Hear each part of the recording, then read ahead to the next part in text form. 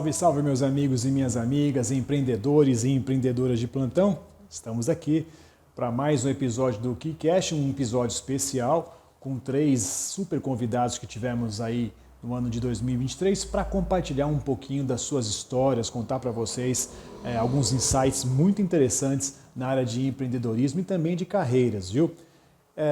Como eu disse, esse é um episódio especial. A partir da semana que vem, da próxima terça-feira, a gente volta com os programas ao vivo e eu quero contar com a sua parceria, com a sua audiência, que você compartilhe também esse nosso vídeo com os seus amigos. Afinal de contas, vão estar aqui nesse nosso episódio especial aquelas entrevistas que mais, vamos dizer assim, bombaram em 2023, né? Os campeões de audiência, tá bom? Só que antes da nossa entrevista e antes de eu dar um alô também para os nossos apoiadores e patrocinadores, o Kleber também, o Kleber já está de volta, né, recuperada aí das suas férias, merecidas férias, também tem um recado bacana para você, né, Kleber? Fala galera do bem, tudo bom com vocês?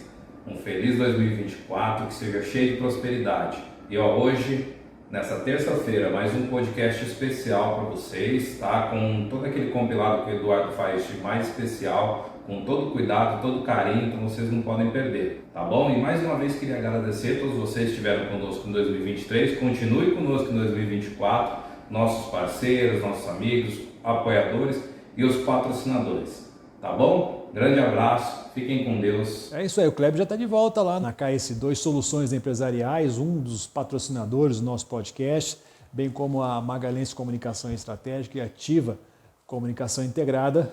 Para você que precisa de projetos de comunicação que dê resultado e efeito, pode contar com a gente aqui. E os nossos apoiadores e parceiros, a Crocodilo Mercado Gourmet, começando 2024 aí também cheio de novidades, cheio de coisas boas, tá bom? Ao Thiago Oliveira, Estúdio TO MKT, para você que é um empreendedor, uma empresa que precisa de design muito bacanas, design com qualidade, pode procurar o Thiago e também a Ecobag Artesanais da Silvia, são os nossos apoiadores e parceiros. Hoje nós vamos trazer, como eu disse, 3 trechos de conversas que tivemos com os nossos convidados do ano passado. Vitor, te pode para falar sobre como montar uma equipe de venda vencedora.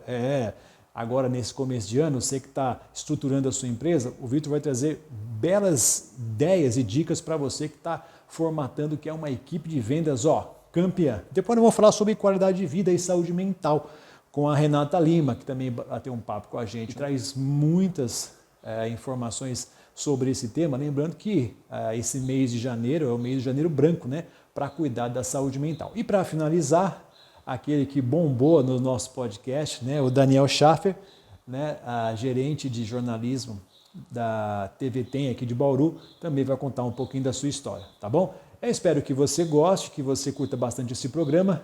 Nos siga nas nossas redes sociais, no Instagram, no LinkedIn, no Facebook e no TikTok, tá bom? Aí você fica sabendo também quais serão os nossos próximos convidados e tudo mais que temos, tá bom? Muito obrigado, vida longa aí ao KeyCast e vamos em frente, porque 2024 só está começando. Assista aí e curta.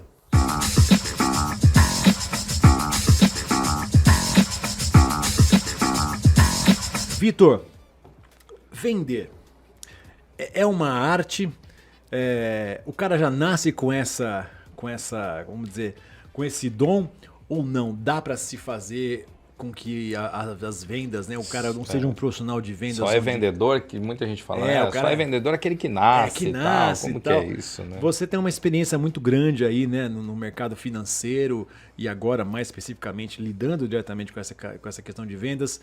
O que você acha? Vamos lá. Primeiro eu agradeço o Eduardo e Kleber aqui pelo convite, né? Obrigado, realmente. É um prazer estar aqui com vocês. Prazer é nosso. E vamos ter um papo bem legal vamos aqui. Lá. Né? Bom, o que é venda, né? Vamos lá. Boa, vender. Né? Vender é uma arte, vender é um estado. Não, vender, no nosso conceito, é uma ciência, né? Então, vender, você tem que aprender a vender. Você tem que treinar para vender. Né? Então, você nasce, obviamente, com dons, né? Alguns com mais aptidão, outros com menos aptidão, mas a venda, de fato, ela é um treinamento. Você treina a vender. Você se esforça para conhecer o que é venda. Né? Porque a vendas, antigamente, né, o que até um dos sócios da empresa que eu hoje estou, né, que é o IEV, que é o Instituto de Especialização em Vendas, né, ele sempre comenta isso. Ele tem uma história muito bacana que ele fala, poxa, por que eu resolvi trabalhar fortemente com vendas e ter uma escola de educação em vendas? Por quê? Porque ele foi desafiado pelo primeiro cliente dele quando ele foi visitar. O cliente virou para ele e falou o seguinte, quem não dá certo vira vendedor. Pois é, então,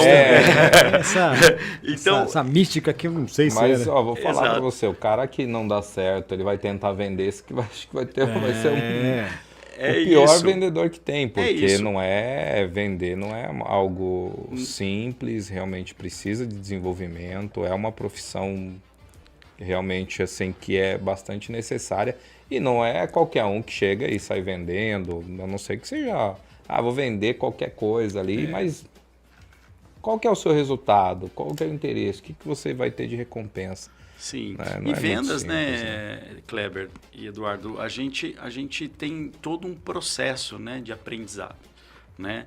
Eu comecei com vendas há muitos anos atrás, me inspirei inclusive num cunhado meu, né, que é o Gilberto, ele com certeza está assistindo aí, né? Realmente é um exímio vendedor, né? E eu realmente me inspirei muito no trabalho dele, né?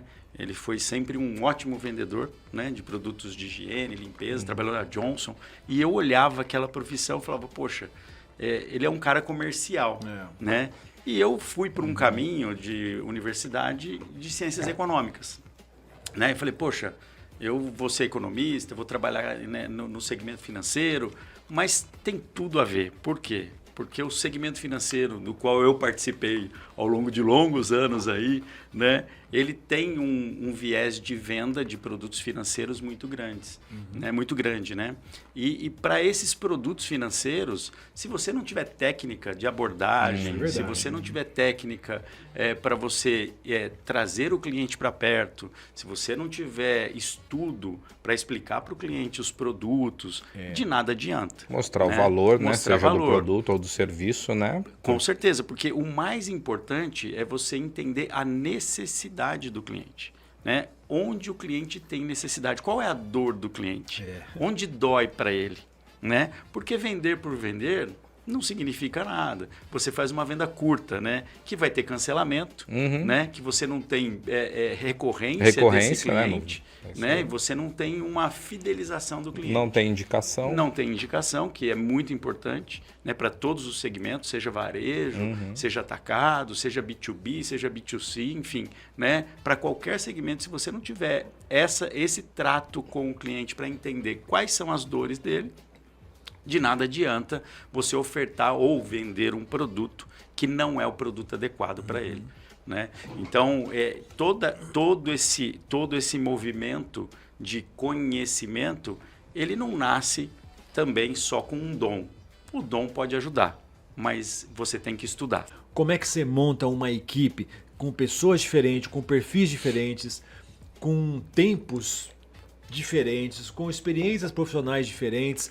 Como é que você integra com gerações? Esse é um tema que a gente gosta muito aqui, né? Porque você vai ter essa turma nova que está entrando no mercado. Você tem ali os que já estão ali já mais maduros, aquela turma das antigas, lá, os dinossauros lá, né? Que a gente já está nessa característica. Como é que você mexe esse bolo aí para no final dar tudo certo? Essa é uma pergunta excelente. É a pergunta, né, de milhões, né? Como diz a turma aí. Não, mas é uma pergunta excelente. Eu gosto muito do tema, inclusive, né? Porque eu sei muita gente aí que está, e agradeço aí, pessoal, né, a audiência também, né? E dá o likezinho aí, né? Mas é uma pergunta muito legal, por quê, né? A gente sofre, entre aspas, né? Existe esse momento de mudanças de gerações, né?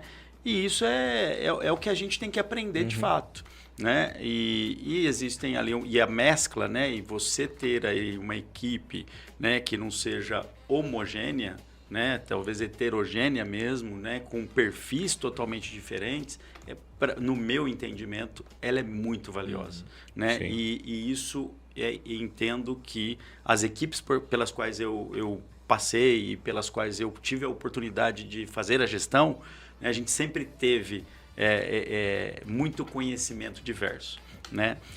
Como que a gente chega nisso? Né? Eu acho que é uma pergunta bem interessante. Óbvio que existe uma lógica, né, para você construir uma equipe.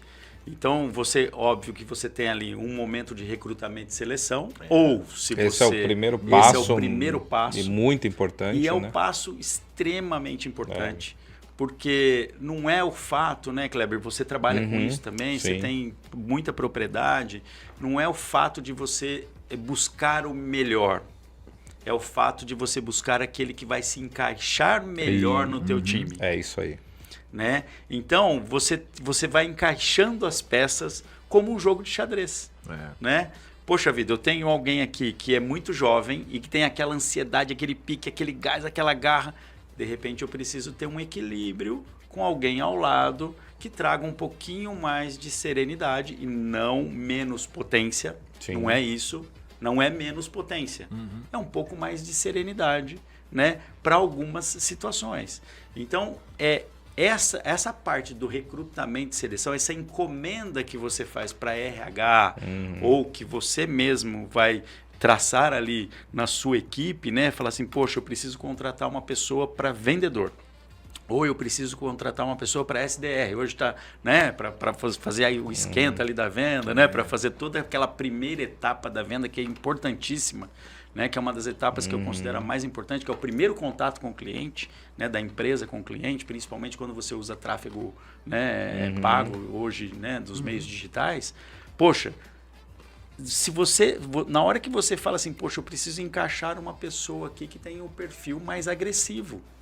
E aí esta encomenda para o RH e esta encomenda para você mesmo, ela tem que estar muito clara. Primeiro você tem que saber o que você quer, para depois você buscar a pessoa que vai se encaixar naquela peça, naquele lugar ali, né? E óbvio, recrutamento e seleção, você tem que entender tudo. Entender, eu costumo fazer uma entrevista com perguntas não óbvias. Isso né? é importantíssimo. Então, assim, eu gosto muito de saber da vida da pessoa. Eu gosto muito de saber do que a pessoa faz na vida dela, né? Com que ela se relaciona, o que ela gosta de... Por exemplo, esporte para mim. E aí, realmente, assim, é uma coisa muito legal. Quem faz esporte para mim, eu acho, sabe... Eu já vejo com um passinho ali, sabe? Um passinho, não que é definidor. Sim, sim. Mas né? mostra uma característica de potência, de um se belo desafia, potencial né? de desafio, que, tipo, de uma questão de, poxa, não desiste, não né? desiste. Porque dentro do processo de venda também essa questão, Exato. o primeiro não, já não vai, né? Então precisa... De competitividade, Sim. do cara competir, né? De ele saber ganhar, de saber perder também. Então, isso para mim são características fundamentais nesse processo de seleção. Então, assim, começa, óbvio, nesse processo de recrutamento e seleção. E aí também os valores também, né, Vitor? E aí tem que estar muito alinhado com o valor da empresa. Isso. Né? Esse é fundamental, Kleber, muito bem lembrado. Eu estava me esquecendo. Porque aí, porque justamente como você falou, você vai entender o perfil da pessoa, como ela se comporta, como que é a vida dela, você vai investigar justamente os valores para ver se dá match com o da empresa. É né? isso aí. Deu match, maravilha. Por quê? Você, poxa, hoje, por exemplo, o IEV. O principal valor do IEV é verdade. É a verdade. Esse é o principal valor do IEV.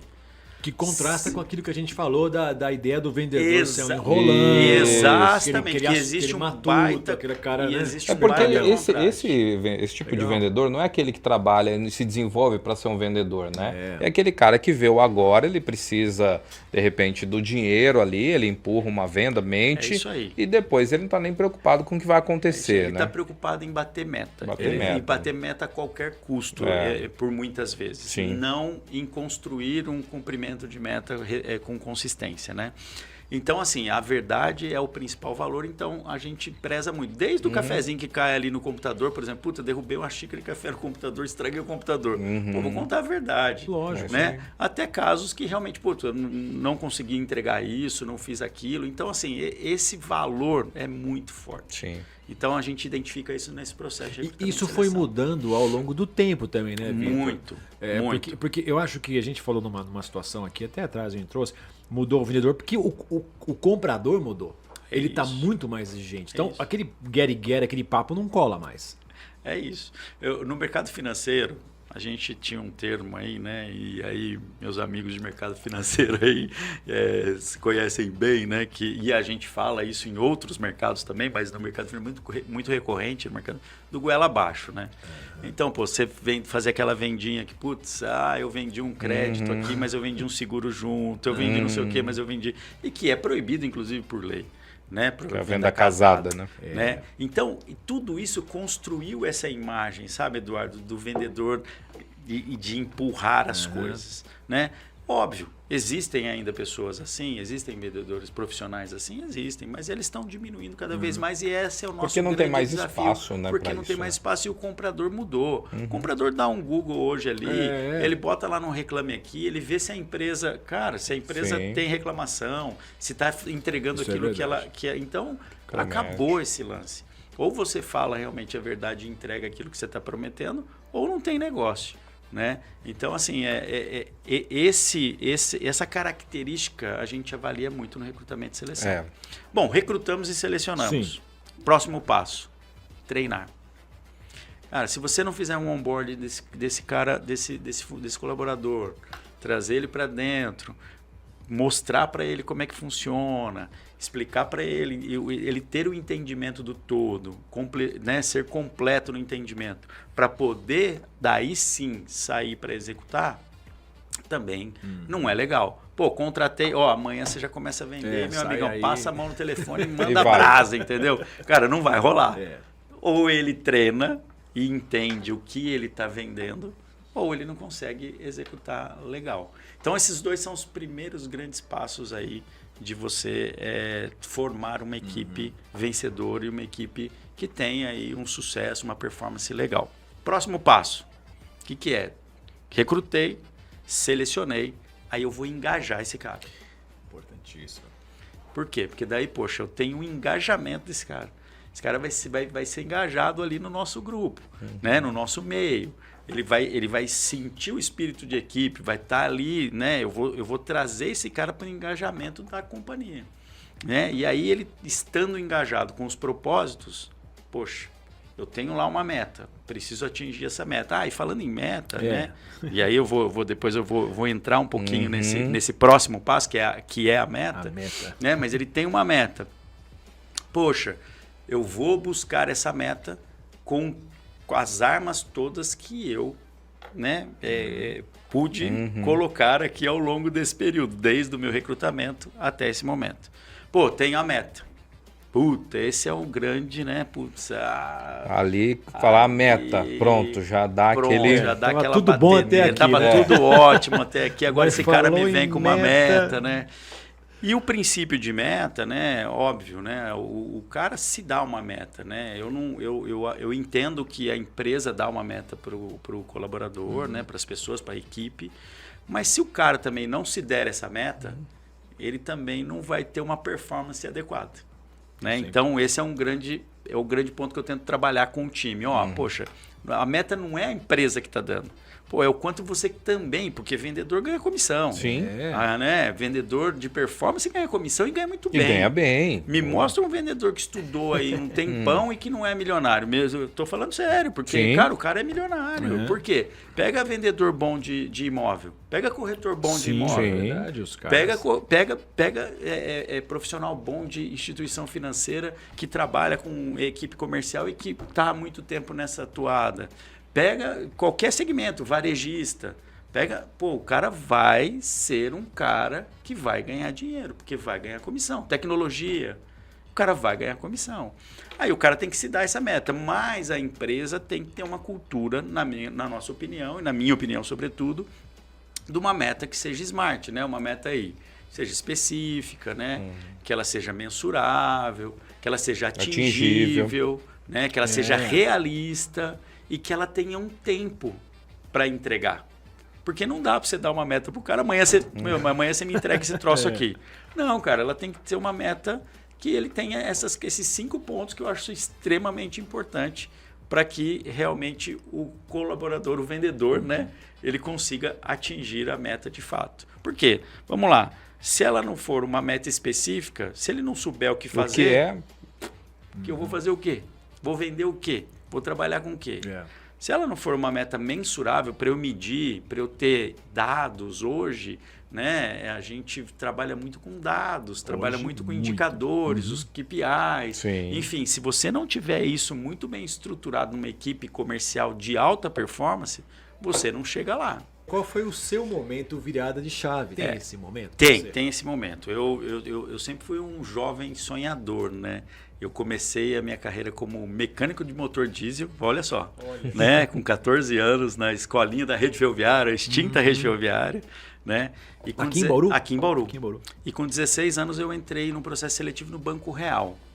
E aí, pô, era o antigo Banco Real também, fui mirinzinho, né, o boyzinho da agência e tal, e eu começava a olhar aqueles caras, e aí meu cunhado era um cara já mais bem, como eu comento, né, ele já era um cara mais bem sucedido, bem sucedido, eu olhava para ele e era vendedor com aquelas pastonas ainda, né, tal. Eu falava, pô, um dia, né, eu vou talvez fazer. E eu tive a oportunidade de trabalhar com ele, né, mas o que me deu muita bagagem e me despertou foi justamente eu poder ir para São Paulo, por exemplo, e começar a comprar roupa lá no Brás e começar a vender aqui em Bauru, né? Isso me deu um start, falar, pô, a área comercial é um negócio que eu não sei o que eu vou fazer ainda. Se é banco, se é vender roupa, se é vender qualquer outra coisa, mas eu vou trabalhar na área comercial. E aí eu tive uma passagem muito legal, que eu dei aula durante 3 anos no presídio. Olha só. Né, aqui em Bauru, na penitenciária 1. Eu dava aula para os presos lá, durante 3 anos. E aquilo me deu uma envergadura de argumentação, porque eu dava aula de 5ª a 8ª série, né, para os presos. Eu dava o supletivo, vamos dizer assim. E ali tinha uma mescla gigante de pessoas que não tinham interesse algum de estar lá. Por quê? Eu estou preso e vou estudar, pô, só vou por um motivo, para diminuir minha pena. Então você imagina o tanto que eu tive que fazer esse trabalho para tentar resgatar os caras e tentar trazer um pouco esses caras. Isso me deu uma bagagem muito legal de argumentação, de resiliência, de trabalhar com pessoas diferentes, de entender essa mescla toda. E eu acho que foi essa viradinha de chave aí, né? Esse momento que eu trabalhei ali, pegando essa experiência de vender roupa em São Paulo, estava no banco já também, tal, e esse misturando tudo isso daí, acho que despertou e falou, cara, é área comercial mesmo que você tem que ir e trabalhar em área comercial.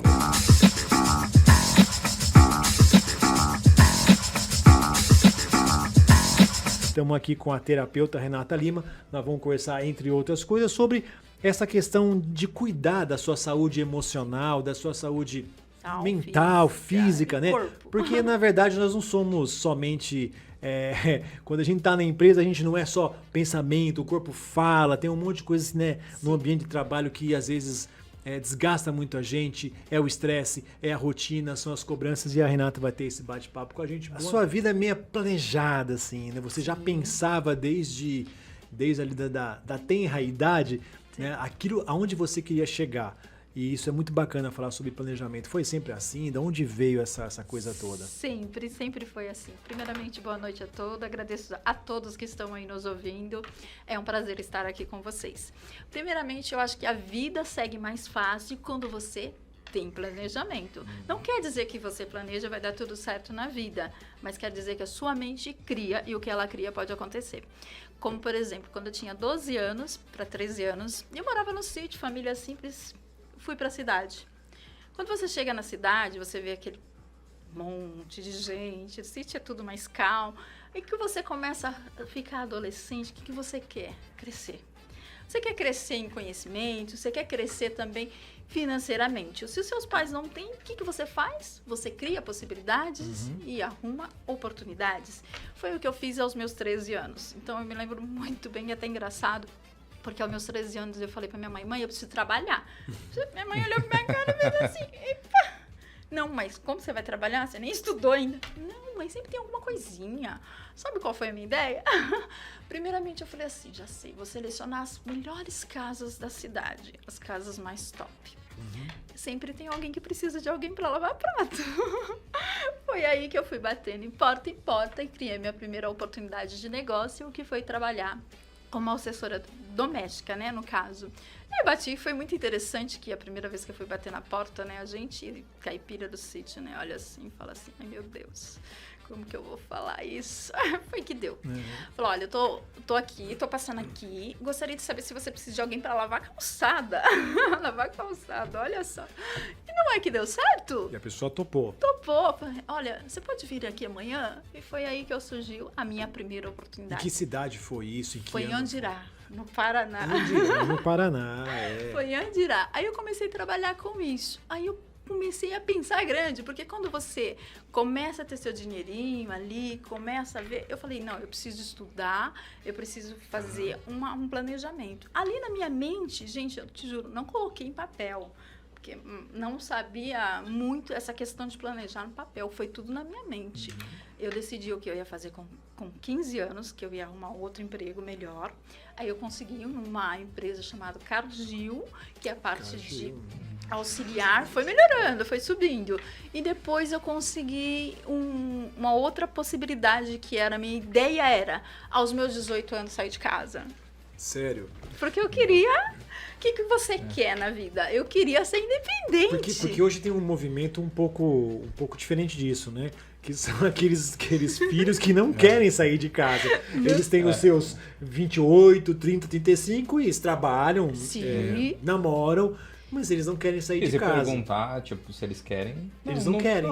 Não querem. E é engraçado, não sei se é engraçado, mas um fenômeno interessante para se estudar. A Renata falou um negócio interessante sobre quando ela ainda é criança praticamente, né? Porque 12, 13 anos... É uma criança.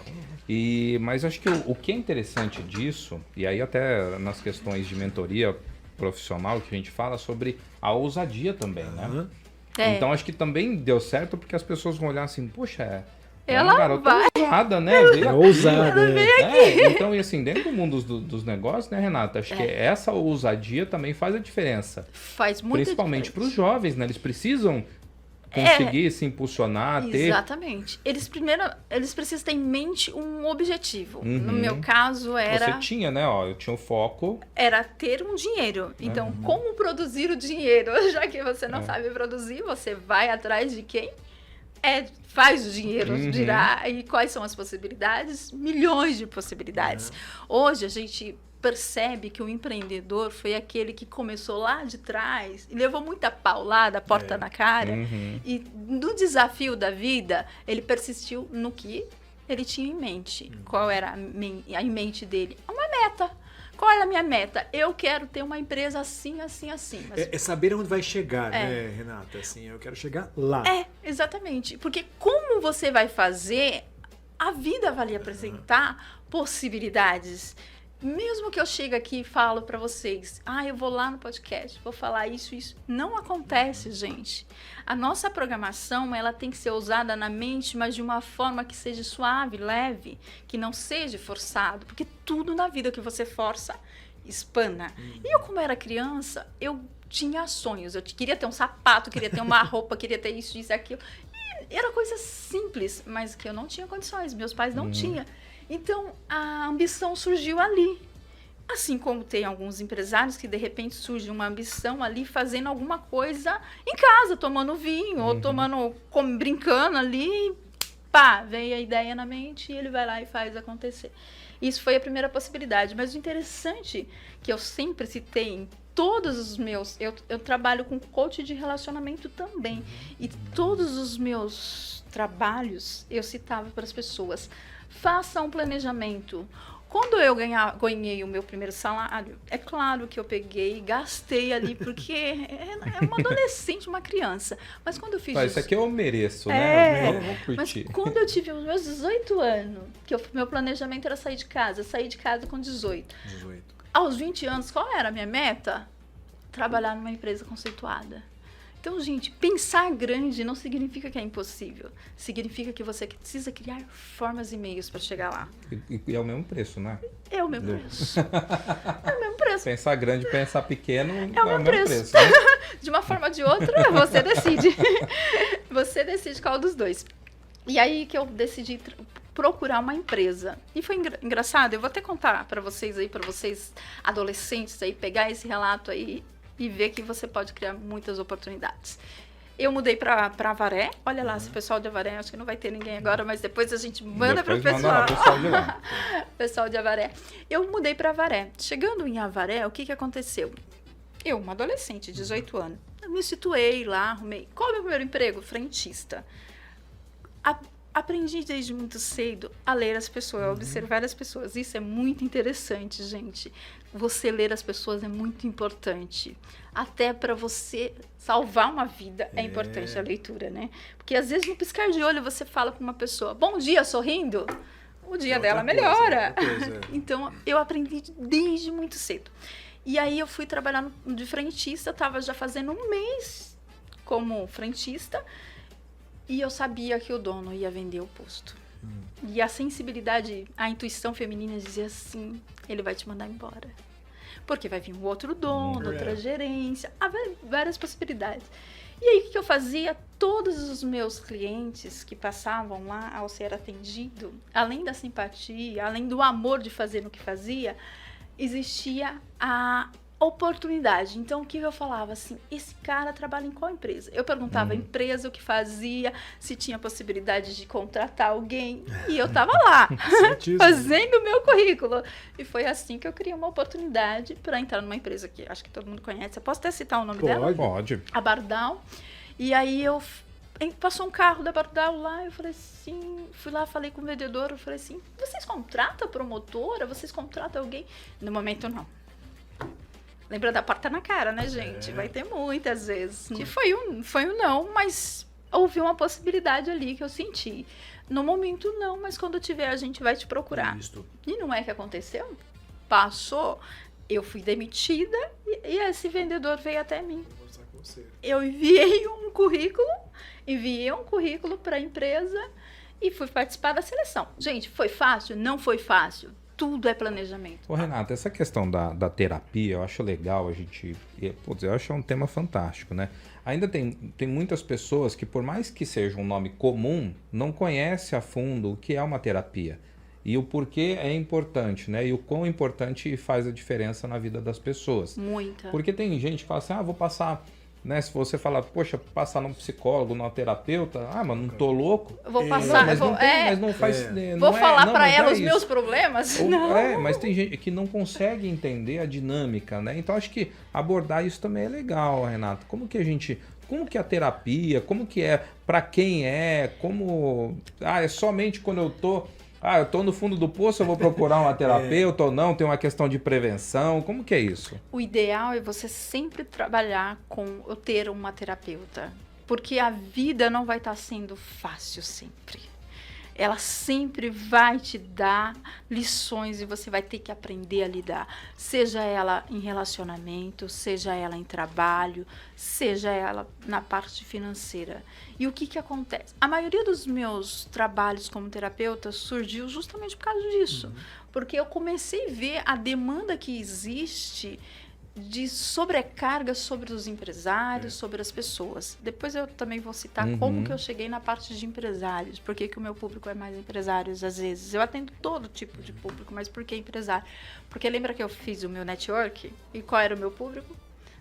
E no foco de quem era a cabeça do negócio ali, vamos dizer, o gerente. Eu queria divulgar um produto, as pessoas achavam supérfluo, então o que eu tinha que fazer? Tipo Senai. Tem um pessoal do Senai lá que me conhece. Eu já dei palestra no Senai, fiz mecânica, fiz um monte de coisa no Senai. O Fábio não está mais aqui, ele está em São Paulo agora, ou em Botucatu.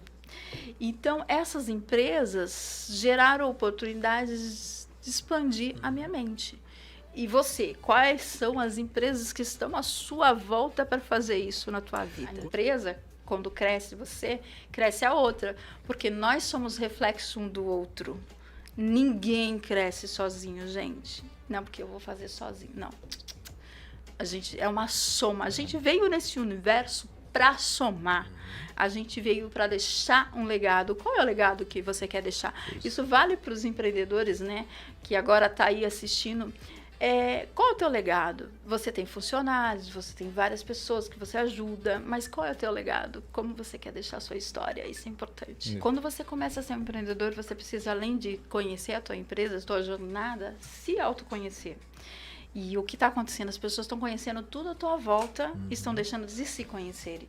Hoje a gente está vivendo num momento que as pessoas estão se deprimindo com muita facilidade. A gente vê pessoas sorrindo que lá no fundo, estão sofrendo traumas quando chegam em casa e deitam na cama. Ou é tristeza, ou é angústia, ou é uma ansiedade, porque a ansiedade também, a gente pode tocar no tópico da ansiedade. Sim. A ansiedade, ela surge, a minha filha tem 11 anos e ela é ansiosa. Se eu não trabalhar uma terapia com ela hoje, como ela vai ser lá na frente? Hoje a gente sabe que tá todo mundo ouvindo aqui, tem muita gente que é assim, muito, às vezes pavio curto, estressado. Como profissional, a pessoa não fala, aquele funcionário está fazendo errado, ele fala assim, putz, ele calma, ele não solta, ele vai lá, ele posiciona como um bom patrão, ele não vai jogar no funcionário, mas isso vai ficar com ele. E aí, como é que fica? Como é que tá as suas noites de sono? Porque vem a insônia, vem o estresse, vem a depressão, vem a ansiedade, aí vem problemas de dores no estômago, que é gastrite, que é causada por isso. Algumas pessoas com problemas de rim relacionado. Por isso é importante observar teu corpo. Por exemplo, se você está tendo uma dor de cabeça, que não é comum, e de repente começa a sentir uma dor, ou na nuca, ou na testa, observe o que teu comportamento da tua vida, o que você tem feito, se alguma coisa tem te estressado. Isso pode ser a solução do seu problema. Sua dor de cabeça pode ser resolvida quando você acalmar a tua mente. Tem pessoas que têm muita enxaqueca, muita dor. Eu tenho uma amiga até que pode ser que ela não esteja aí no momento, porque ela falou que não podia estar hoje, mas eu tenho certeza que ela vai para ela. Ela tem muita enxaqueca. Eu falo para ela assim, ela trabalha sob pressão. Eu falo assim, foca no momento. Não dispersa seu pensamento em um minuto no depois. Porque isso te tira do presente, te tira do foco atual e te causa ansiedade. Porque a ansiedade é o que ela é. Eu pensando no que eu vou fazer amanhã, depois. E isso não vai fazer bem para a tua jornada. Você vai deixar de produzir muito mais. Se você é competente, você produz menos. Como você lida com a ansiedade? Primeira coisa, você precisa começar a conhecer teu corpo. Qual foi o momento que você achou que foi assim a virada de chave sua, né? Que você falou, pô, acho que se eu fizer isso, ou se eu seguir por esse caminho, isso aqui vai dar certo. E aí as coisas começaram a acontecer, você realmente se sentiu, como você está falando, né? Mais realizada, mais produtiva, mais conectada com você mesmo. Você tem algum momento em especial que você entende que isso aconteceu? Foi tudo uma trajetória que compôs a situação agora, né, aqui, né? Mas assim, eu passei por uma dificuldade muito grande. Quando eu saí de uma empresa muito conceituada, eu tinha um salário muito top. Imagina que eu ganhava 3, 4 salários mínimos e depois as empresas não me contratavam. Não, porque pelo que eu tô vendo aqui no seu... Você é de RH, você sabe. Pelo que eu tô vendo aqui na sua carteira, você ganha 3 vezes mais isso. Como você vai conseguir sobreviver com isso? Essa era a pergunta. E eu não posso te contratar como gerente. O que eu fiz? Me afundei em ler livros, me afundei em estudar e comecei de novo, a Renata lá atrás, de bater na porta da casa, criar oportunidades. E comecei criando oportunidades. Antes de trabalhar com terapia, eu trabalhei como modelo. Eu já fui modelo, já fui garçonete, já trabalhei como teatro, sou atriz, gente. Criei uma peça, escrevi uma peça. Até hoje gosto da parte relacionada à arte, à atriz, né? E também trabalhei com a parte de imóveis. E aí, a única coisa, o momento de chave virada foi assim, lá atrás dos meus 12 anos, quando eu decidi ter meta. Que daí nunca mais deixei de acreditar que... E como eu ia traçar as minhas metas? De 10 em 10 anos. Esse foi o meu momento crucial. Não foi nem quando eu bati na porta, mas foi quando eu decidi criar metas. Esse foi um momento crucial da minha vida. Porque hoje, por exemplo, eu tenho uma meta, eu tô com 41, 42, eu tenho a minha meta até os meus 50, 55. E é incrível que a vida vai te trazendo aquilo que você jogou para fazer. Eu brinco que o que você fala pode acontecer. Eu sempre dizia que eu ia ser mãe aos 30 anos, aos 29, 30 anos. Falava pro meu pai assim, sempre namorei e nunca casei. Bendita a hora que eu não coloquei que ia casar, né? Ou maravilha da hora, né? Não sabemos, né? E aí, o que eu fiz? Fiquei grávida, sou mãe solteira. Então, tudo que você fala pode acontecer. Isso não é ruim, isso é bom. Isso é porque você sabe que a palavra tem poder. Eu vivi uma experiência muito interessante na minha jornada. Eu falo isso porque às vezes você pode fazer isso também. Eu estava num Alameda, fui assistir um filme, e eu não vou saber quem é a pessoa, porque eu não sei nome, nada. E eu estava olhando, e eu comecei... Lembra que eu falei, observe as pessoas à sua volta, é importante isso. Você começar a observar. Observe mais para o autoconhecimento seu, não para reparar isso, aquilo. Tem gente que você repara... Mas o sapato, a roupa, a blusa, aquele cara... Não é nesse contexto. Não é nesse contexto. E aí eu percebi ela triste, deprimida, mas dava para ver no semblante dela que ela estava passando caixa, dando dinheiro, deu para avaliar, olhando para baixo, como o corpo fala, né? Eu sempre fui de observar isso, e ela assim, olhando para baixo, dando dinheiro. Quando eu cheguei, eu olhei para ela, eu vi porque ela estava triste. Porque ela estava grávida, então para ela devia ser um fato muito constrangedor naquele momento, saber que estava grávida, eu não sabia como lidar. Eu olhei para ela e falei assim, olá, boa noite. Ela, boa noite. Nossa, quanto tempo tá esse bebê? Ela, 3 meses. Que lindo, como vai chamar? Tipo assim, que lindo, que maravilhoso. Isso engrandece o outro. Reforçar. E aí, de repente, ela falou, poxa, isso é maravilhoso, né? Talvez ela, algo que ela imaginava, é o gatilho, né? O gatilho, que era a palavra ruim. Mas não é. Ela tá falando que é maravilhoso. Opa, peraí. Por que eu tô vendo tão negativo? E foi aí que eu consegui ver um sorriso. E foi aí que eu percebi a importância de você poder mudar a vida de alguém. E isso vai acontecer com alguém também mudando a tua.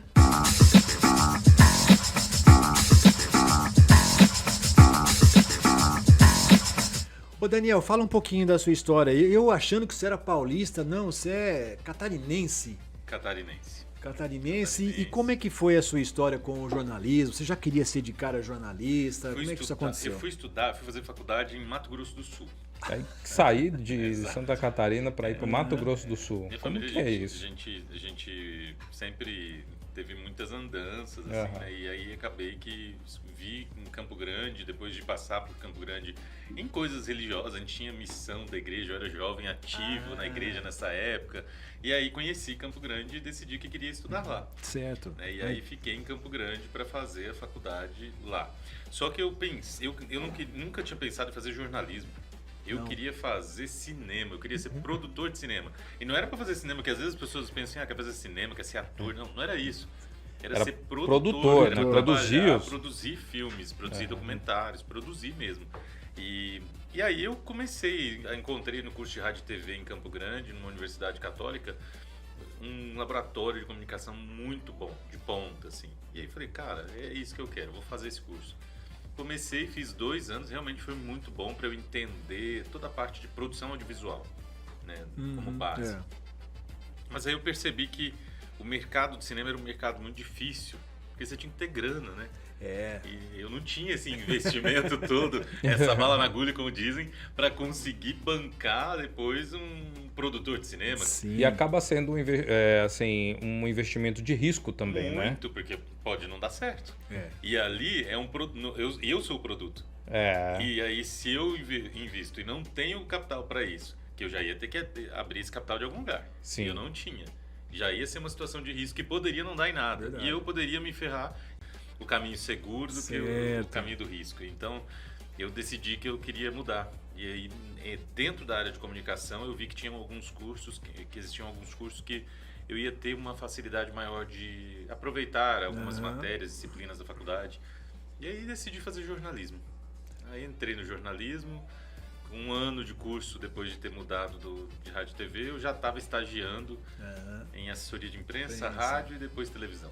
Isso lá em Campo Grande. Em Campo Grande. Inclusive, me formei, antes mesmo de me formar, eu já estava trabalhando numa afiliada da Globo em Campo Grande. Eu comecei já trabalhando na televisão, eu Eu era estagiário, depois produtor. Não era um cara do vídeo. Sempre fui um cara de trás das câmeras até esse momento. Você imaginava, você queria ir para a TV, ou inicialmente você pensava assim, não, mais no impresso, ou no online, que hoje está tão em voga, rádio? Primeiro que eu não queria, desde a época que eu tentei fazer rádio e TV, eu não queria aparecer no vídeo. Não era essa. Não era isso? Não, imagina. Olha só. Vou te dizer uma coisa, vou contar para vocês um negócio. A primeira vez que eu fui contratado em televisão, eu ouvi de um dos chefes a seguinte frase: você não é bonito, você é feio, mas você é um bom jornalista. Olha então só. Você tem futuro, então é por isso que você está conseguindo sua vaga hoje. Olha só. Então assim, eu nunca fui o cara que eu me achei bonito. Eu nem precisava da opinião desse chefe para me dizer que eu não era bonito. Isso tava ok, para mim já era algo que tava tudo bem para mim, eu nunca me senti um galã não. E só que ouvir aquilo naquele momento, para mim, não me afetou, porque para muita gente hoje em dia... Até porque você também tinha outra pretensão, exato. era outra situação. E hoje em dia você ouve umas coisas dessas assim, né? Dependendo da condição que você está, você fica até mal. Mas não era o caso, e eu tava bem comigo, né? Tanto bem resolvido, então sim, tipo... Tanto é que eu ouvi aquilo e naquele momento eu parei ouvindo aquilo, eu olhei e falei assim, opa, eu tenho... Se eu sou bom naquilo que eu tenho que fazer, que é ser jornalista, pronto, eu tô no caminho certo. O resto é consequência. E foi desse jeito, né? O resto foi tudo consequência, né? Que legal. Eu acho que o jornalismo é que me pegou. Acho que foi nesse cenário não foi a mesmo, escolha, né? Não foi nem a escolha, eu escolhi ser jornalista. Acho que foi o jornalismo que me te escolheu. Que me escolheu, escolheu, né? Como foi a sua primeira vez quando você falou, agora pra valer mesmo? Um caos. É um caos, ué. Claro. Terrível. E eu tenho que dizer para aquele chefe, tá? Não é que eu tava feio, eu só tava mal arrumado. Quando eu fui a primeira vez pro vídeo, ficou bonitinho.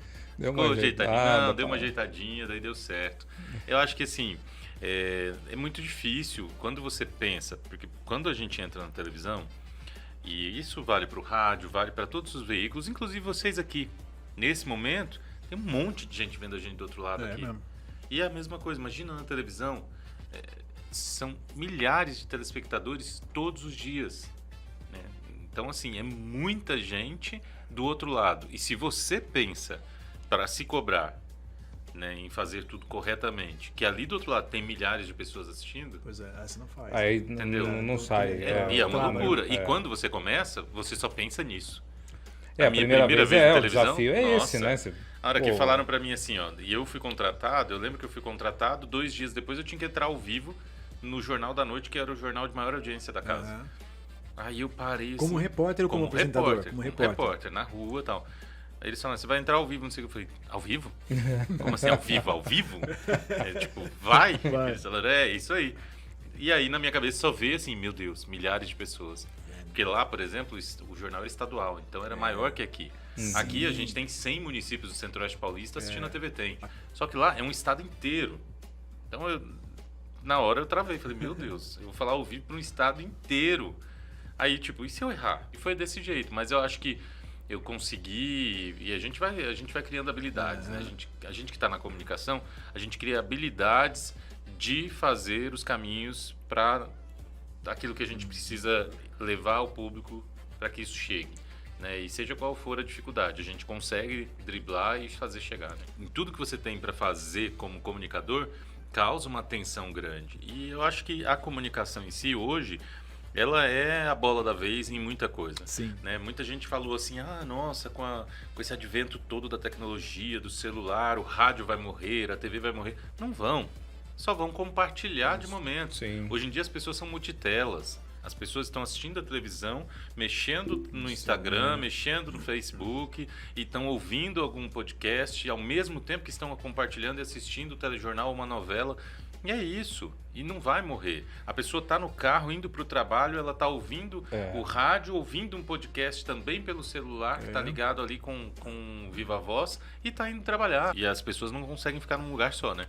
Elas vão pulando, toda hora estão. Elas estão no podcast, elas mudam, voltam para a rádio, da rádio elas põem uma música, daí vai, atende uma ligação no Viva Voz do carro, aí ela desliga, daí ela atende, põe um podcast. É assim. É assim mesmo. E hoje em dia é assim. E aí o grande lance é você estar preparado. Sim. Né? Você tem que estar sempre preparado para agir com comunicação. Né? Eu digo assim que eu sou comunicador não só porque eu sou jornalista, eu sou comunicador porque eu me preparo sempre para ter uma boa comunicação, né? Seja onde for, seja no meu trabalho, na televisão, em frente às câmeras, fora das câmeras. E a gente tem que estar preparado para tudo. Esses dias eu fui abordado no supermercado, na fila do supermercado, e a pessoa queria perguntar algumas coisas de dúvidas que elas tinham sobre a comunicação. E ali eu tinha que estar preparado para conversar com aquelas pessoas. E é assim, a comunicação é isso. As pessoas sempre acham assim, como é que foi? Quem te colocou ali? As pessoas sempre acham que alguém me colocou, que alguém me indicou e me colocou ali. Né? Eu acho que o grande lance para você ter uma carreira sólida hoje na comunicação e mais precisamente falando da televisão, é você construir um bom trabalho fora das câmeras. Você tem que ser um bom repórter, um bom jornalista, ter um bom processo de apuração e aí você ir construindo isso com o tempo. Ninguém vai para o vídeo da noite para o dia e ninguém vai para o vídeo, por exemplo, ser um grande apresentador de destaque da noite para o dia. Não tem como. Primeiro que, para você ser âncora de um telejornal, você tem que ter uma bagagem muito grande e um traquejo muito grande para conseguir lidar com todas as adversidades que um telejornal ao vivo tem, né? Então você precisa ser muito bem preparado. E não é só uma questão de me indicaram, me colocaram aqui. Eu tô aqui porque fulano me conhece. Não é assim. Olha, ao vivo é uma loucura. A última agora, que está muito recente, há 2 semanas nós estávamos ao vivo, eu e a Ione Furukawa, minha parceira ali, nessa caravana dos 20 anos da TV Tem, né, que a gente está viajando as cidades aí da região para comemorar esses 20 anos aqui. E a gente estava numa cidade aqui da região, Barra Bonita, há 2 semanas, nessa caravana, e nessa caravana a gente fica ali no meio do povo. Do lado. A gente apresenta o jornal no meio do povo. Então é um desafio maior ainda, porque no estúdio você está num ambiente controlado, né? Ali você está no meio do povo. E não tem nada de ambiente controlado. Ali é o ambiente descontrolado, eu costumo dizer. E aí, no meio da conversa ali, a Dona Maria do Socorro. Dona Maria do Socorro, um beijo para a senhora, se a senhora estiver com a gente agora. Dona Maria do Socorro estava do lado e Daniel Schaffer, né, querendo conversar com as pessoas, foi abordar a Dona Maria do Socorro. Conversei com a Dona Maria do Socorro, ela já começou falando assim, eu perguntei, qual é o seu nome? Ela, meu nome é Maria do Socorro, e se vocês precisarem de socorro, eu tô aqui. Já começou assim, aí eu já achei engraçado, né? Tal. Conversei um pouquinho mais e agradeci. No que eu agradeci, ela falou, meu filho chama Daniel. Aí eu peguei, voltei, e falei, que legal, tal. Ela falou, e eu falei pra ele que eu ia vir aqui pra dar um abraço nesse outro Daniel, esse gostosão que tá Beleza. Ao vivo isso? Não ficou vermelho não, né? Eu queria me enfiar no chão nessa hora, de vergonha, rapaz. O carinho da Maria do Socorro foi muito gostoso. Nossa, uma querida. Legal. E todos eles com a gente. Eu tô compartilhando porque assim, deixa a gente numa enrascada, né? Quase morri de vergonha. Mas assim, é muito gostoso. O contato com o público é muito bom, assim, é uma troca, né? Eu acho que é um momento diferente. É a forma de você se comunicar olho no olho, é diferente. Ô Daniel, qual foi o momento da sua trajetória profissional que você sentiu que a chave virou, que as coisas começaram a acontecer? Você tem um momento na sua carreira que você fala assim, isso aqui foi determinante aí, né? Olha, eu vou te dizer assim, são 2 momentos para mim. Um momento foi quando eu estava em Campo Grande e eu não tinha pretensão de ir pro vídeo e me colocaram no vídeo no susto por causa de uma pessoa que ficou doente. Eu entrei no vídeo assim. Então ali eu falei, opa, eu sirvo para isso. Então, boa, vamos nessa. O segundo momento que eu vi que a minha carreira estava deslanchando foi justamente quando eu recebi a proposta para vir para a TV Tem. Certo. Eu estava em Dourados, no Mato Grosso do Sul, no meio de uma lavoura de soja, fazendo uma matéria para o Globo Rural. E a gerente de jornalismo de Sorocaba na época, Aline Origuela, me ligou. Eu atendi sem saber quem era, sem saber o que era a TV Tem, porque eu não conhecia o nome. E ela falou, olha, me falaram muito bem de você, eu preciso de um profissional assim, assim, assado, e me falaram que você se encaixa. Eu já vi alguns materiais seus e gostaria de te convidar para você vir para cá. Eu falei, nossa, assim? Ela falou, e eu preciso de uma resposta amanhã. E ali eu fiquei com medo, claro, eu tinha já toda uma trajetória que eu queria seguir lá e eu não queria vir. Mas eu falei, quer saber, vamos meter o louco e vamos tentar e tal, e vim. E assim, ali eu vi que a minha carreira deslanchou ainda mais. Eu já tô na TV Tem, vai fazer 14 anos. 14 anos. Então assim, é uma história e deslanchou. Deslanchou justamente nesse momento. Eu saí de Dourados, vim para Jundiaí. Eu fui coordenador da unidade da TVT em Jundiaí. Depois comecei a apresentar jornal também na TVT. Depois fui para Sorocaba em 2014, onde fiquei na reportagem. Depois virei editor-chefe e apresentador de jornal. E em 2019 eu vim para Bauru. 2019 já. Faz um tempo, tempo, gente. Já faz tempo. Nem eu acredito às vezes. Que eu olho e falo, gente, parece... É quase um bauruense já. Não, eu já me sinto bauruense, até porque tô acolhido por esse povo aqui. Gente, vocês não têm noção como vocês são acolhedores. Bauru, olha, é uma cidade muito acolhedora. Não só Bauru, mas o Centro-Oeste Paulista inteiro. Como vocês são acolhedores. Eu falo sempre assim, a turma de Sorocaba que me segue, né? Sempre me manda abraço e tal. E eu falo, gente, que sensacional. Sinto saudade, sim. Mas o povo de Bauru me acolheu de um jeito tão gostoso que não é muito bom. Vocês são muito acolhedores. Isso é bom demais. Escuta, e como é que é esse negócio de cantar aí? Que eu sei que você canta também, né? Ah, você pensa que ele ia perguntar sobre isso? isso? Saindo um pouquinho da arte profissional. Eu adoro. Você gosta de cantar, eles fazem... Tem um vídeo novo que eu vou postar, hein? Tem. Vou postar hoje, então. Vou aproveitar que eu tô com O vocês. seu hobby é cantar também, ô Daniel? Adoro cantar. Cara, você acredita que eu paguei minha época de faculdade, minha vida cantando? Você tá brincando, Eu sério? cantava em banda de baile, Olha sabe? isso. Banda de baile, essas que animam um baile de formatura por Verdade. 5 horas tocando. Eu cantava em banda de baile, cantava em casamento. E sempre cantei, cara. Inclusive, gente, se alguém quiser algum cantor pra cantar no Passando casamento, as vagas aí, né? por favor, tô aí à disposição, é só me convidar. Não, É no sempre horário cantei. que você tá no jornal. Não é o horário que eu tô trabalhando, eu trabalho das 8 da manhã às 8 da noite, então no resto da noite eu tô Da livre. noite. Aham. Dormir pra quê? O que você faz da meia-noite às 6 da manhã? Nada. Então. Canta, né? Anima a festa, ué. exatamente. Já cantei, já animei Eu não sabia disso. aniversário, já animei casamento, já animei velório. Velório também? Velório. Como é que- tem aquelas... Puxar umas músicas. Não, no era as velório, músicas né? tristes, né? Tipo assim, tava lá, as pessoas estavam tristes chorando. E aí você canta aquelas Você canta- músicas tristes, as músicas mais tristes, né? Mas você só Segura canta na ou mão você de toca Deus, também, sabe Daniel? assim? Você também toca um violãozinho, arranha violão, Toco piano? Sempre assim. Então... Mas eu sou péssimo. Eu sou muito ruim, porque eu sou ruim para coordenar a voz e a mão. Então, eu preferi sempre estar acompanhado de alguém. Então, sempre cantei. Eu adorava cantar em banda de baile. Sempre gostei de cantar e sempre... E aí, comecei na igreja, né? Desde moleque, na igreja, cantando. Sempre cantei na igreja, na adolescência. E depois, na época de faculdade, que eu fui para banda de baile. E casamentos. E foi muito bom. E foi uma fase muito boa. Até quando eu mudei para Jundiaí, eu ainda cantei por muito tempo, assim, tanto em casamentos quanto na igreja. Aí agora, depois que eu vim pra cá, a minha rotina ficou um pouco mais puxada, eu não cantei mais tanto. Mas já tem uma turma aí falando pra mim, você tem que cantar, você tem que cantar. Gente, tô falando. Não se surpreendam se no The Voice Já pensou, rapaz? aparece lá Daniel. Vocês virariam a cadeira pra mim? Mas tinha um- Como que é o agora que tem? É o Masked The Singer. Masked né? Singer. Masked- Você The pode, Masked esse daí Singer você Brasil. pode ir. Então, esse aí é. Se ficar sumido por algum tempo, já sabe, tá lá no É, Masked Singer. Mas tinha um episódio, um programa também, que eram só, assim... Os artistas da Globo. Artistas que cantavam e tal. Superstar. Acho que era Superstar, Será não que era? era esse? E tinha um repórter Eu do Rio acho de que- Janeiro sim, que cantava bem. Danilo bom. Vieira. Canta bem pra caramba Canta também, muito, cara. canta muito. Então, assim, Voz sambista legal. Então, ó, se eles voltarem aí, se fazer a nova temporada do Superstar, né? Acho que era isso, hein? Não sei, alguma coisa Mas era assim. alguma coisa assim mesmo, É, né? Mas enfim, eu tô aí, gente. Eu adoro cantar, sabe? Que é a hora que eu, tira o foco do estresse, do dia a dia. Cantar sempre me fez bem, sempre. Não sei se eu seria um cantor, sabe? Assim, eu gosto. Ó, voz pra isso tem, né? Então, timbre de voz bacana. Sério, eu vou postar o vídeo hoje, tá? Deixa lá, Eu gravei agora, ó, no fim de semana, eu vou postar hoje. Depois vocês acessem minhas redes sociais aí, vai estar lá.